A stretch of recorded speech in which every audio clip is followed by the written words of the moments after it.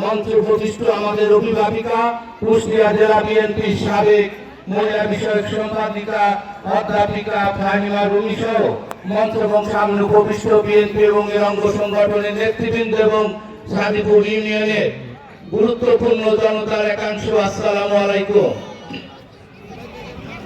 মানুষের সঙ্গে সবচেয়ে প্রতারণাটা কি বলেন? যদি আপনি কাউকে কথা দেন এবং সেই কথা না করা, আপনি প্রতিশ্রুতি দেন সেই প্রতিশ্রুতিটা রক্ষা না করা, আপনি স্বপ্ন দেখান কিন্তু সেটা একটা স্বপ্ন, সেটা সবচেয়ে কষ্টদায়ক ব্যাপার না? একটি সংগঠন আছে যারা এদেশে ইসলাম কায়েমের কথা বলে। আপনি যদি কোরআন শরীফ পড়তে যান, প্রথমে কোন শব্দটা উচ্চারণ করতে হয়? বিসমিল্লাহির রহমানির রহিম। আপনি যদি খেতে যান, খাওয়ার আগে বলতে হয় বিসমিল্লাহির রহমানির রহিম। যে কোনো কাজ শুরুর আগে বিসমিল্লাহির রহমানির রহিম বলাই হচ্ছে একজন মুসলিমের প্রধান এবং প্রথম ঈমানি দায়িত্ব, তাই তো? আমি যদি মিথ্যা বলি আপনারা আমার ঠিক করে দেবেন। যে দলটি ইসলাম কায়েমের কথা বলে তারা আপনাদের এখানে আমি দেখেছি বিভিন্ন পোস্টার টানিয়েছে, ব্যানার টানিয়েছে। সেই ব্যানারে কি কোথাও বিসমিল্লাহির রহমানির রহিম লেখা আছে? না। এরাই হচ্ছে সেই প্রতারক গোষ্ঠী যারা আপনাদের ইসলাম কায়েমের স্বপ্ন দেখাচ্ছে, কিন্তু ইসলাম তারা নিজেরাই পালন করে না। যারা সর্বশক্তিমান আল্লাহর উপর আস্থা ও বিশ্বাস রাখে না, অথচ দেখেন আমাদের সৈয়দ মেহেদী আহমেদ রুমির থানের শীর্ষে বিভিন্ন পোস্টার আছে, সব কিছুর আগে লেখা বিসমিল্লাহির রহমানির রহিম। এই শব্দটি বাংলাদেশ সংবিধানে শহীদ প্রেসিডেন্ট জিয়াউর রহমান সংযোজন করেছিলেন। শহীদ প্রেসিডেন্ট জিয়াউর রহমান সংবিধানের মূলনীতি চেঞ্জ করে বলেছিলেন এদেশে সকল কাজের মূল ভিত্তি হবে ইসলাম। আরেকটি কথা বলতে চাই, আরেকটি সংগঠন আমাদের মা বোন সহকারে আমাদের গ্রামে গঞ্জে যাচ্ছে, যে আইডি কার্ডের ফটোকপি চাচ্ছে, বিকাশ নাম্বার চাচ্ছে। তাদের উদ্দেশ্য যে আপনাদেরকে বিকাশে কিছু টাকা দেওয়া হবে। ইসলামে কি বলে? যে ঘুষ দেয় এবং যে ঘুষ নেয় উভয়ই সমান অপরাধী। বিকাশ নাম্বার নিয়ে অবৈধ টাকা দিয়ে আপনাদের ঈমান কিনতে চায়, তারা ভোট কিনতে চায়। আমি সাদিপুর ইউনিয়নবাসী ধর্মীয় ভাবে ইসলাম মনস্ক এবং তারা ইসলাম ধর্মের উপর সুদৃঢ়ভাবে প্রতিষ্ঠিত। আমি আপনাদেরকে বিনীতভাবে অনুরোধ করব, ওই 1500-1500 টাকার বিকাশের জন্য আপনি ঈমান বিক্রি করবেন না, আপনি মূল্যবান ভোট বিক্রি করবেন না।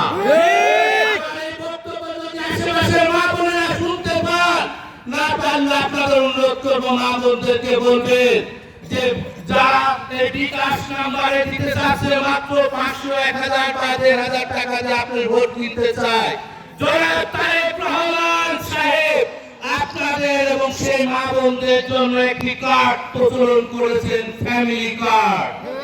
যে কার্ডের মাধ্যমে আমাদের মা বোনেরা প্রতি মাসে 2 থেকে 2500 টাকা অথবা সমপরিমাণ বেতন পাবে। 5 বছরে আপনি পাচ্ছেন 1,50,000 টাকা, যেটা আপনার হালাল টাকা, রাষ্ট্রীয় কোষাগার থেকে দেওয়া হবে, যে টাকা আপনার উপার্জিত টাকা।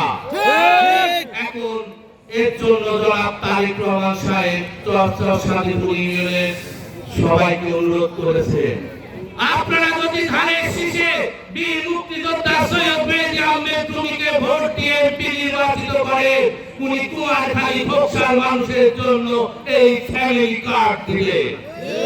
উনি আমাদের কৃষক ভাইদের জন্য, তাঁতি ভাইদের জন্য, মৎস্যজীবী ভাইদের জন্য বলেছেন, যদি আপনারা ধানের শীষে ভোট দিয়ে বীর মুক্তিযোদ্ধা সৈয়দ মেহেদী আহমেদ রুমিকে এমপি নির্বাচিত করেন, উনি আপনাদেরকে ফার্মার কার্ড দিবেন, যে কার্ডের মাধ্যমে আপনারা প্রতি মাসে ভর্তুকি পাবেন কৃষি, তাতে এবং বিভিন্ন কর্মকাণ্ডে। উনি আরেকটি কথা প্রতিশ্রুতি দিয়েছেন, আমাদের ইমাম মুয়াজ্জিন ভাইরা তা আপনারা যদি ধানের শীষে ভোট দিয়ে সৈয়দ মেহেদী রুমিকে এমপি নির্বাচিত করেন, তাহলে উনি প্রতি মাসে আপনাদেরকে ভাতার ব্যবস্থা করবে। আমাদের ছাত্র ভাইরা আছে, ইন্টারনেট ছাড়া কি জীবন চলে আমাদের? তারেক রহমান সাহেব বলেছেন, তোমরা যদি ধানের শীষে ভোট দিয়ে মেহেদী রুমিকে এমপি নির্বাচিত করতে পারো, তাহলে প্রত্যেকটি শিক্ষা প্রতিষ্ঠানে ওয়াইফাই ফ্রি করে দেওয়া হবে।